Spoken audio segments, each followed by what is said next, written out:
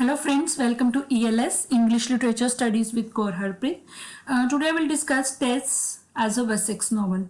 In previous video I have discussed Tess about Tess, that is Tess a pure woman or not, and if you are interested you can check that video also. Today I am going to discuss Tess as a Wessex novel, and these are some points I am going to discuss under this topic: rural occupation of these people, superstitions and beliefs, and role of chance and destiny in Hardy's novels. So let us start. Hardy. When we talk about Thomas Hardy, he was a native of Wessex, having born in village near Dorchester, right? And he often spent time alone, wandering the countryside, exploring the nature of his rural home country. Wessex was the old name of a territory in England, covering the present countries of Berkshire, Somerset, Hampshire, etc. Right, and Thomas Hardy made this region the setting of almost his novels, which for this reason we can say that is the reason that this has become to be known as Wessex novel. Right, and such novels belong to regional fiction, and his descriptions are realistic, right?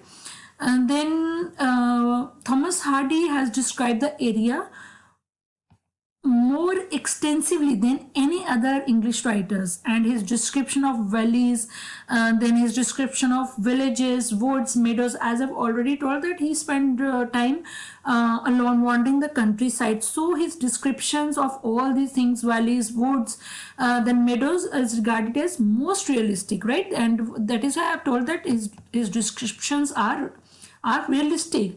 And we can say the novel Tess, this novel contains elaborate description of the Wessex landscape, right? Now the opening chapter pertains to Tess' life in the village of Marlotte, which lay amidst the beautiful vale of Blacknoe, right? And it is a Blacknoe. It is a fertile and sheltered tract of country, and here Thomas Hardy gives a vivid account of its physical features and its atmosphere, right? He writes the happy green about this place. He writes the happy green tract of land where summer has been liberal in her gifts. Tess' place of work changed with the passage of time, right? And the landscape changes when Tess goes to Talbot, is situated in the valley of Great Diaries, which presents a different scene altogether. Their next place of work is the Flintcomb Ash, and beside the picture of landscape and environment, this novel also contains vivid descriptions of the rural occupation of Wessex when Tess becomes an unmarried mother, and we can say physical environment adds beauty to the development of the emotional process also in this novel. Thomas Hardy's view is not limited one. Along with the explanation of physical environment, he also highlights a rural occupation, right? This is also we can say theme or feature of his novels, that along with the physical environment he highlights a rural occupation of these people, right? Tess is described as an agriculture laborer, and Hardy's description of milking of cows at Talbot House again shows the accuracy and minuteness of his observation.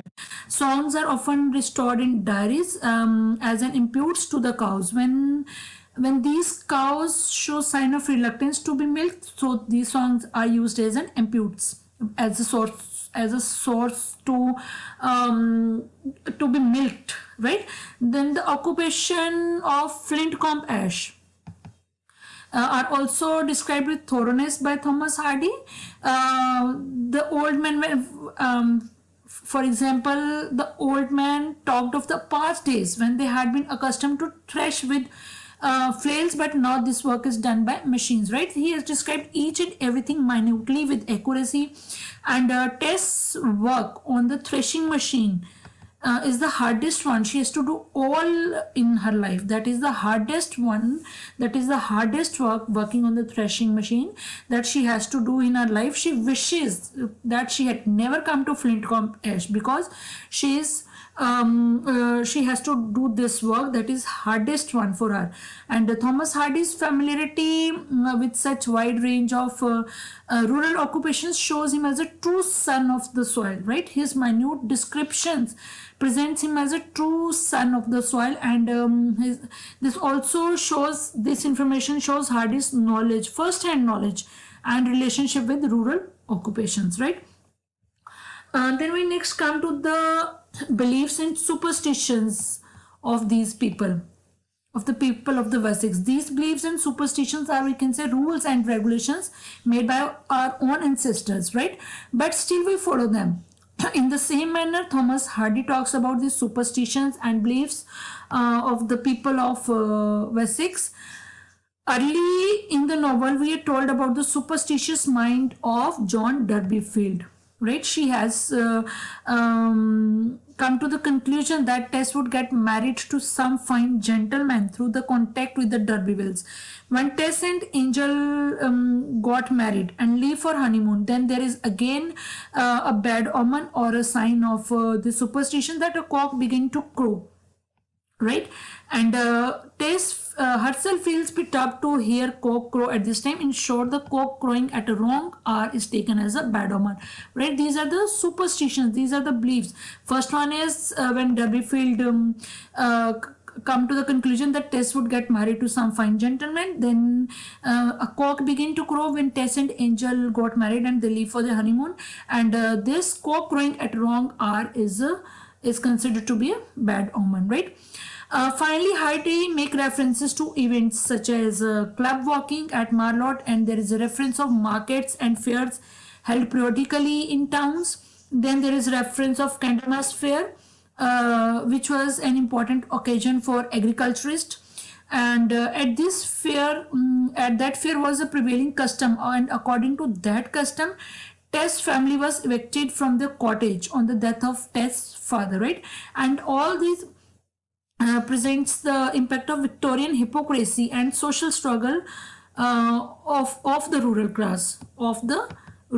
class, right?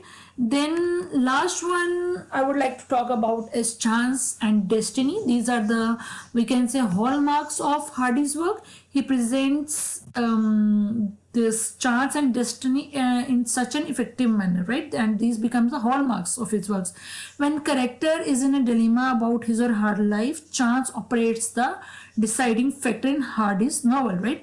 Hardy believed that there is presence of some evil power which defeats every effort of man performed by him or her to better his fortune, right? According to Hardy, there is some evil power which goes against man's wish, right? And this novel contains, when we talk about this novel test, this contains non-stop series of such incidents. For example, a number of coincidences forced Tess to come closer to Angel Clare, right? Tess suffered because a confession letter she had written to Angel Clare reached under the carpet, and if Angel Clare has received this confession letter in time, he would have either forgive her or refused to marry her, right?